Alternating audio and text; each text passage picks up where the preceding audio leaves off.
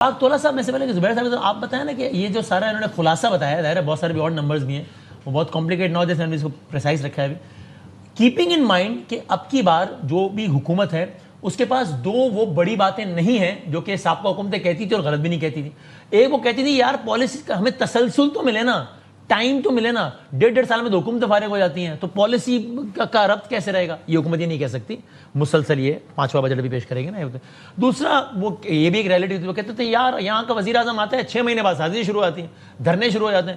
Government تو economy کی صورتحال بہتر بنانے پہ کوشش کرے, اپنی حکومت بچانے میں لگے. ابھی یہ بھی نہیں, الحمدللہ سیم پیج ہے, بہترین, اللہ نظر بد سے بچائے. اس کے بعد جو معاملات ہیں, اور یہ شعیب نظامی صاحب نے بھی جو اکنامک سروے کے فگرز بتائیں, آپ کے پاس کیا کامنٹ ہے کرنے کو over all situation of economy پہ, یعنی کہ پریسائز اگر میں کر دوں تو جو آؤٹ گوئنگ فسکل ایئر ہے اس میں گورنمنٹ کی معاشی پرفارمنس پہ. جی بسم اللہ الرحمن الرحیم. زبیر بھائی پہلے آپ بول لیں, پہلے آپ بتائیں. نہیں اشفاق بھائی آپ کی بات سن کے بعد نہیں, پہلے آپ بڑھے ہیں, آپ ہمارے باس رہے, آپ بتائیں. لکھنؤ میں نشریات ہو رہی ہے اصل میں, پہلے آپ سے اب کون بڑا ہے تو مجھے نہیں پتا. اشفاق بھائی آپ بسم اللہ کریں, پھر ہم زبیر بھائی ذرا تفصیلی بات کریں. جی بسم اللہ الرحمن الرحیم. Thank you very much. یہ اکنامک سروے کے اہداف جو تھے یہ آپ نے دیکھا ہوگا, یہ نیشنل اکاؤنٹس کی جب کمیٹی کی میٹنگ ہوئی تھی 1 جون کو, اس میں سارے آ چکے تھے, اور آپ اس وقت سے ہی ہم یہ کہتے تھے کہ یہ انڈر پرفارمنس ہے. دیکھیں اس کے 2 پہلو ہیں. ایک تو یہ کہ لاسٹ ٹائم آپ نے اتنے ایمبیشیس ٹارگٹ رکھ لیے تھے کہ جہاں پر آپ اپنے آپ کو, میرا خیال ہے بند کوزے میں آپ آ گئے تھے اور آپ کو کوئی جگہ نہیں ملی جہاں سے آپ یہ کر سکیں. جیسے شعیب نے کہا کہ اب سروس سیکٹر میں بھی اگر آپ دیکھیں گے تو وہ اہداف جو ہمیں حاصل کرنے چاہیے تھے ہم نے نہیں لیے, اور ہم ہمیشہ ذمہ ڈال دیتے ہیں retail and wholesale trade کو. سب سے پہلے آپ آ جائیں ایگریکلچر کے اوپر.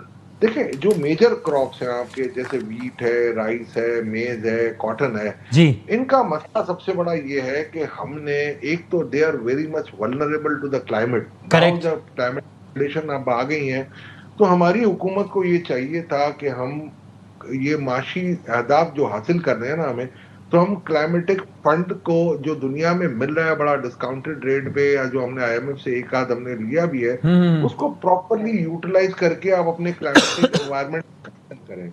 دوسری طرف آپ کا جو آج تک کا معاملہ ہے, اس میں کچھ اسٹیٹسٹکس ہیں, جیسے وزیر خزانہ صاحب اپنی تقریر کے دوران اپنی اکنامک سروے دیں گے, ہم بھی اپنی ایک پوری پبلیکیشن آپ کو بھجوا دیں گے جس میں ہم نے ساری چیزیں اس کو کور کی ہیں.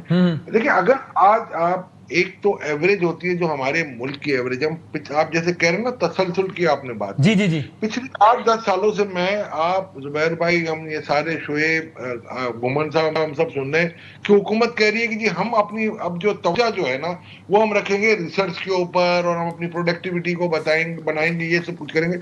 آپ یہ دیکھ لیں بائی اینڈ لارج ایوریج جو ہے نا شاید 1-8 سال میں تھوڑی اوپر آئی تھی.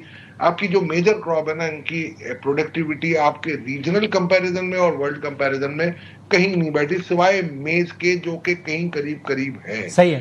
اب میں لے لوں, اور اگر میں ان چیزوں کو ان کو میں اگر ایوریج آؤٹ کر لوں کہ اگر اس پروڈکٹیوٹی کو اگر ہم صرف امپروو کر لیتے, ہماری سیٹس کا ہمارا مسئلہ ہے, ٹائملی اویلیبلٹی آف فرٹیلائزر کا مسئلہ. دوسرا سب سے بڑا مسئلہ ہے ہم نے ایک ایکو سسٹم نہیں دیا جو فارم ٹو مارکیٹ لے کے چلے اور فارمر کو اس کی ویلیو ایڈیشن اور اس کی ٹرو ویلیو آف منی ملے.